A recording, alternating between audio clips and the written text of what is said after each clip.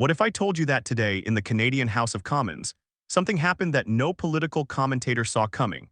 A moment so tense, so electrifying, so brutally revealing that even seasoned MPs were left frozen in their seats. Because today wasn't just another question period. Today was the day Prime Minister Mark Carney publicly dismantled Pierre Poilievre, with data, with confidence, and with a level of mastery rarely seen in Canadian politics. And he didn't stop there.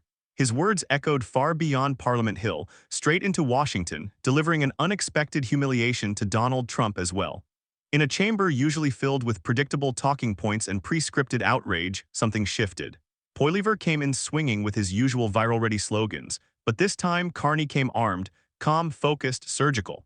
And through a single devastating sequence, he flipped the entire economic narrative of this country in real time. This wasn't debate, this was a political reckoning. And the question is, what exactly happened? Why did it land so hard?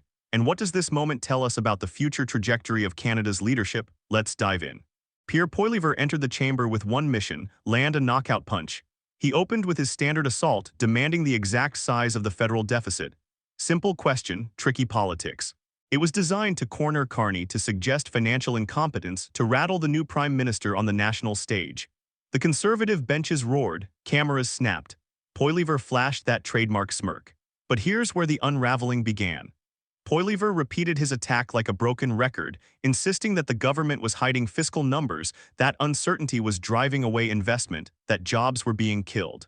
He cited the parliamentary budget officer, he invoked inflation, interest rates, even used his infamous legalize math line. And yet none of it landed. Because while Poilievre came ready to perform, Carney came ready to govern. What Poilievre didn't expect was a prime minister who not only understands global financial systems, but helped shape them. A prime minister who served as both governor of the Bank of Canada and governor of the Bank of England. One of the few people on earth who can look a fiscal critic in the eye and say, "Yes, I am a budget expert," and that's exactly what Carney did. When Carney rose, the tone of the room instantly changed. No bluster, no shouting, just controlled precision. He calmly stated that the government's upcoming November 4th budget would contain the largest investment in a generation: homes, ports, trade corridors, energy infrastructure, and the foundations of a G7 leading economy. Then he delivered the line that cracked the chamber open. "Yes, I am a fiscal budget expert." In one sentence, Carney reframed the entire battlefield. Poilievre looked for weakness. Instead, he ran headfirst into Carney's greatest strength.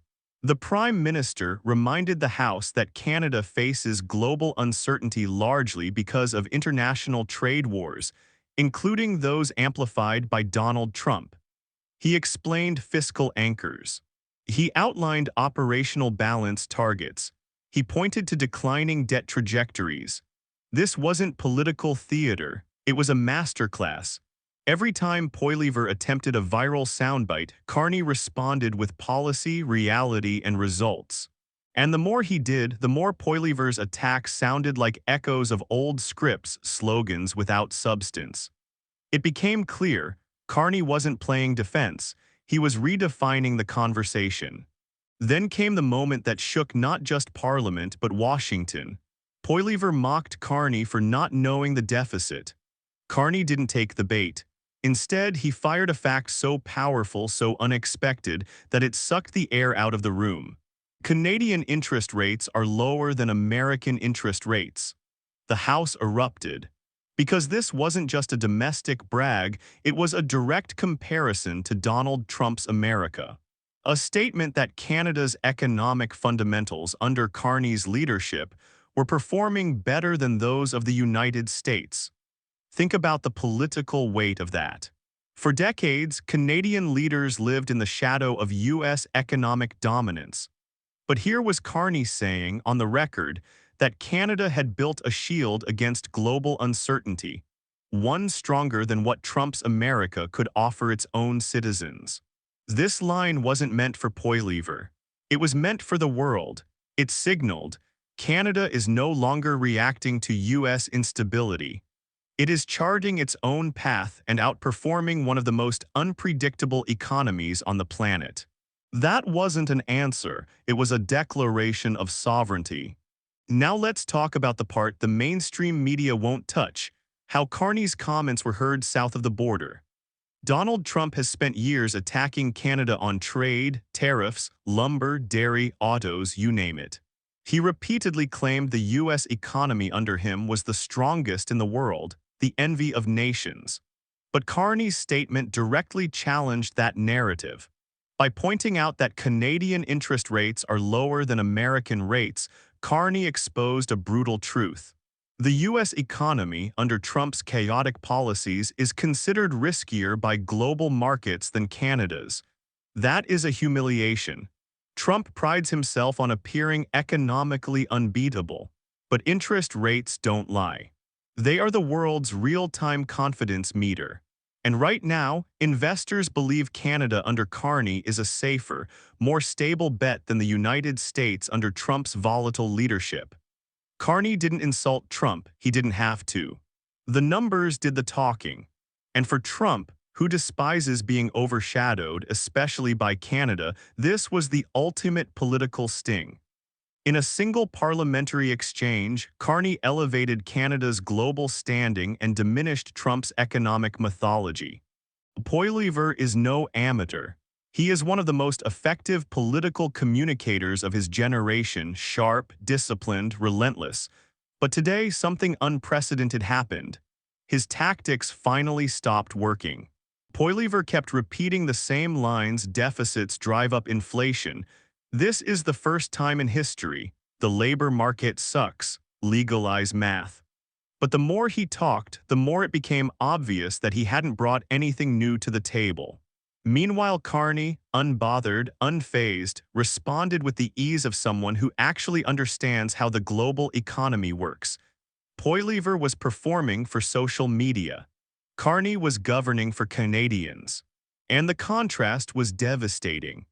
For the first time in a long time, the Conservative leader looked less like a future prime minister and more like a man outmatched by someone operating on a higher level of expertise. His frustration began to show, his voice tightened. His lines got sharper but thinner. Even some Conservative MPs shifted uncomfortably as the imbalance grew. This was more than a bad day for Poilievre. It was a warning. If Carney can dismantle Poilievre this easily on economic policy, the very backbone of Poilievre's brand, then the political battlefield just changed. This wasn't just a fiery exchange. This was a turning point. Because what Carney demonstrated today is the thing Canada hasn't had in years: a leader who can think internationally while governing domestically. He didn't just defend Canada's economic position, he reframed it. He didn't just answer Poilievre, he neutralized his entire strategy. He didn't just contrast himself with Trump, he positioned Canada as a counterweight to global volatility. Today, Canadians saw something unusual: a prime minister who could actually explain clearly and confidently how economic systems work and why Canada's position is stronger than people realize. Carney connected the dots. Trade wars create uncertainty. Canada must control what it can control. Large-scale investment strengthens the future. Fiscal anchors guide long-term stability. And yes, international markets trust Canada more than Trump's America. This wasn't charisma. This wasn't theatrics. This was leadership. And for a country exhausted by polarization, misinformation, and economic anxiety, that kind of clarity is powerful. Poilievre left the chamber with slogans. Carney left with momentum. And that distinction will shape the political fights ahead. What happened in Parliament today was more than a clash of personalities.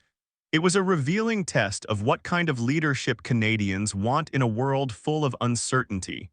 Carney showed depth, steadiness, and global fluency. Poilievre showed repetition, frustration, and old scripts. Trump indirectly was dealt an economic embarrassment, and Canada remarkably walked away looking stronger than it has in years. This is why today matters. Because leadership isn't about the loudest voice or the sharpest insult. It's about who can stand tall when the world tilts, who can explain the stakes when others amplify fear, and who can keep this country stable when global storms hit our borders. Carney made his case. Poilievre exposed his limits, and Canadians witnessed a defining moment. This is red leaf politics, where we cut through the noise and break down the real forces shaping Canada's future. If today's parliamentary showdown told you anything about where this country is heading, imagine what's coming next. So if you want to stay ahead of the headlines, understand the strategy behind the speeches, and see the truth beneath the talking points, then you're in the right place. Hit like if you want more fearless political breakdowns. Drop a comment on who you think won today's battle. Share this video so more Canadians see what really happened in Parliament. And of course, subscribe to Red Leaf Politics so you never miss the moments that will define the next decade of Canadian leadership. This is more than commentary. This is Canada's story, and you're part of it.